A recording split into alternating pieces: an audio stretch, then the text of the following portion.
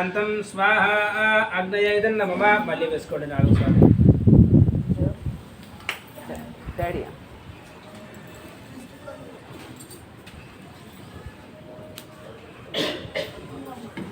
ధీమహి తన్న అగ్నిః ప్రచోదయాత్ స్వాహ.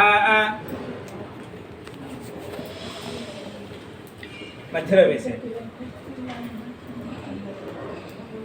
మమ చాలు, ఆ పెద్దది పక్కన పెట్టేసేయండి. ఇప్పుడు క్రాస్గా ఇంకోటి గీశారన్నమాట. ఆ రెండు ఏమిటంటే అగ్నిదేవుడి యొక్క చేతులు కాదు. తర్వాత ఇక్కడొకటి ఇక్కడొకటి 2 సార్లు వేశారు కదా, అవేంటి? ఆయన కళ్ళు. తర్వాత మధ్యలో ఇలా చుట్టూ ఒక గీత గీశారు కదా, అది ఆయన నూతి అన్నమాట, అంటే నూతి. ఇప్పుడు మనం స్వాహ అనే ద్రవ్యం ఆయన స్వీకరించాలి కదా. ఇప్పుడు మనం అక్కడ ప్రతి ఫలం అక్కడ నైవేద్యం పెట్టాము. దాని తర్వాత మనమే తింటాం. అగ్నిదేవుడికి ఇచ్చింది మనం తినగలమా? తినలేం. అందుకే ఈ కలియుగాల్లో తలకిందులుగా తపస్సు చేసినా కూడా ఏ దేవతలు మనకు దర్శనం ఇవ్వరు. ముగ్గురు మాత్రమే. అది అంటే అమ్మ నాన్న అనకండి, వాళ్ళలో కనిపించే దైవం. మనకి దేవుళ్ళ దగ్గరికి వెళ్తే మాత్రం సూర్యుడు, చంద్రుడు, అగ్ని, వీళ్ళ ముగ్గురే కనిపిస్తారు తప్ప ఎన్నో జన్మల పుణ్యం చేసుకుంటే తప్ప ఇంకో దేవుడు కనపడదు.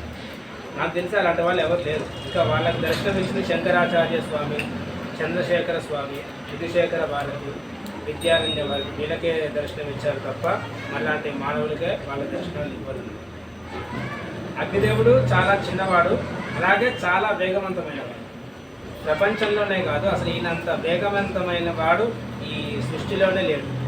మనకి సెకండ్ ఎంత ఫాస్ట్గా గడుస్తుంది, ఆ సెకండ్ని కూడా 1,000,000 రెట్లు ఫాస్ట్గా చేస్తే ఎంత ఫాస్ట్గా ఉంటుంది, అంత ఫాస్ట్ కూడా సరిపోదు అన్నమాట. అంత ఫాస్ట్గా ఉంటాడు అగ్ని. అలాగే దేవతల్లోకి వెళ్ళి అందరికంటే చాలా చిన్నవాడు. ఈయన ఎలా ఉంటాడు అంటే, మనం గణపతికి హోమం చేస్తున్నప్పుడు ఆ ద్రవ్యాన్ని తీసుకెళ్ళి గణపతికి సమర్పిస్తాడు. ఫలానా గోత్రం ఏంటి మీది? ఏమండి? గుట్టిపాల గోత్రం, ఫలానా వెంకటరెడ్డి గారు, ఫలానా ధర్మపత్ని శోభా గారు, వాళ్ళ ఇంటి గృహప్రవేశం శుభ సందర్భమున మీకు ఈ ద్రవ్యం సమర్పించారు. మీరు స్వీకరించి వాళ్ళ దంపతుల్ని, వాళ్ళ కుటుంబ సభ్యులని ఆశీర్వదించండి అని ఈ అగ్నిదేవుడు ఏం చేస్తాడంటే, మనం ఏ దేవుడికైతే ద్రవ్యం సమర్పిస్తామో ఆ దేవుడికి ఆ ద్రవ్యాన్ని తీసుకెళ్ళి మళ్ళీ ఇక్కడికి వచ్చి ఎదురు చూస్తాడన్నమాట. ఏ దేవుడికి ఇస్తామో అని ఎదురు చూస్తాడన్నమాట. అలాగే మంచిగా ఫస్ట్ మనం గణపతి హోమం చేసుకుంటాం. ఈ అటుకులు తీసుకుని ఆవిడకి ఇవ్వండి. అటుకు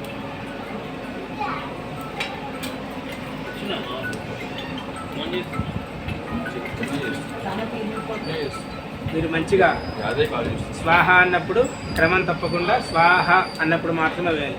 ఎందుకంటే అగ్నిదేవుడి భార్య గారి పేరు స్వాహాదేవి. ఆయనకి 2 భార్యలు, స్వాహాదేవి, స్వధాదేవి. స్వాహ అనే అమ్మవారిని మాత్రం మనం శుభ కార్యక్రమాల్లో వాడుకుంటాం. స్వధ అనే అమ్మవారిని మాత్రం అశుభాల్లో వాడుకుంటాం. స్వధానమస్తర్పయామి, స్వధానమస్తర్పయామి, స్వధానమస్తర్పయామి అంటుంటారు అశుభాన్ని. అంటే స్వధ అంటే ఎవరు? దీని యొక్క భార్య, అగ్నిదేవుని యొక్క భార్య.